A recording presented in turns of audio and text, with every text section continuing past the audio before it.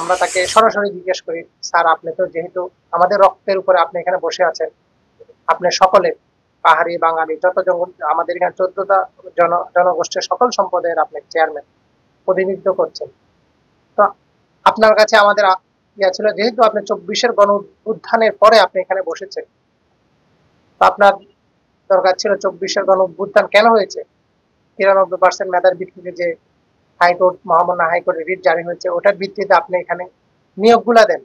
উনি ওনার সরাসরি মুখে বলছে যে আমি 24 মানি না, জেলা পরিষদের যত নিয়ম জেলা পরিষদের নিয়মই হবে। পরবর্তীতে আমরা ওনাকে একটা স্মারকলিপি দেই, স্মারকলিপিতে আমাদের 6টি দাবি ছিল। বিষয় হচ্ছে জেলা পরিষদ নিয়োগ প্রক্রিয়া স্বচ্ছতা জবাবদিহিতা নিশ্চিতকরণ। 24-এর যে গণ অভ্যুত্থান কোটা বিরোধী আন্দোলনের মাধ্যমে আমরা নতুন বাংলাদেশ বিনির্মাণে আমরা বদ্ধপরিকর হয়েছি, সেটার বিকল্প হিসেবে জেলা পরিষদ চলছে। সেই বিকল্প বৈষম্য দূর করার লক্ষ্যে আমরা কয়েকবার আমাদের বিভিন্ন মহলতে বিভিন্ন সংগঠন থেকে সচেতন নাগরিক এবং শিক্ষার্থীবৃন্দু সবাই আমরা জেলা পরিষদে স্মারকলিপি দিই। গতকালকেও সাধারণ শিক্ষার্থীবৃন্দু দিয়েছে, এর আগে সচেতন নাগরিক ঐক্য দিয়েছে। উনি কোনো প্রকার আমাদের কথাবার্তা কোনো প্রকার কর্ণপাত করেনি, উনি আমাদেরকে এক প্রকার হেনস্থাই করেছে এবং ওনাকে আমরা যেরকমই প্রশ্ন করি উনি সে প্রশ্নের উত্তর দিচ্ছে না। ওনাকে লাস্ট এটাই বলছি আমরা, এই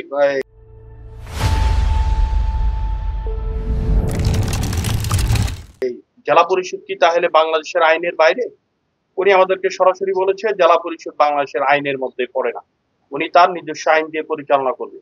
তখন আমরা আরেকটি প্রশ্ন করেছি, যদি জেলা পরিষদ তার নিজস্ব আইনে চলে তাহলে জনপ্রশাসন মন্ত্রণালয় থেকে যে আদেশ জারি আছে আপনার বয়স ভিত্তিক, আপনি বয়স মানছেন 32 বছর কিন্তু আপনি কোঠার ক্ষেত্রে মানছেন না, তাহলে আপনি জনপ্রশাসন মন্ত্রণালয় একটি আইন মানবেন আর একটি আইন কেন মানবেন না?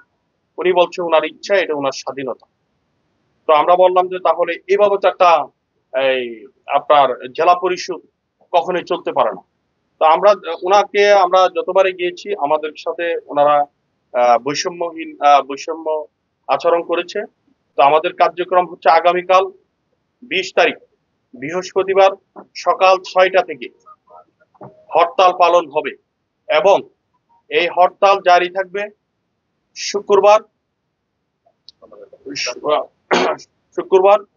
সন্ধ্যা 6টা পর্যন্ত। আমাদের এই কর্মসূচির মেইন লক্ষ্যই হচ্ছে যে কোটা বৈষম্য দূরীকরণ। আপনারা ইতিমধ্যে আমাদের ভাইরা বলেছেন, জেলা পরিষদের যে হস্তান্তরিত বিভাগ প্রাথমিক শিক্ষক যে নিয়োগের যে বিষয়ে, সেখানে তারা সরকারি প্রজ্ঞাপন যে 93% কোটা, 93% মেধা এবং 7% কোটা সেটা তারা মেনটেন করছে না। তো আমাদের দাবি হচ্ছে যাতে করে 93% মেধার ভিত্তিতে নিয়োগটা হয় এবং এখানে যত প্রকারের প্রশ্ন জালিয়াতি থেকে যত প্রকারের অনিয়ম আছে এবং স্বচ্ছতার জন্য যে বাধাগুলো আছে সেই বাধাগুলো পেরিয়ে যাতে করে এই নিয়োগ যাতে করে স্বচ্ছভাবে হয়।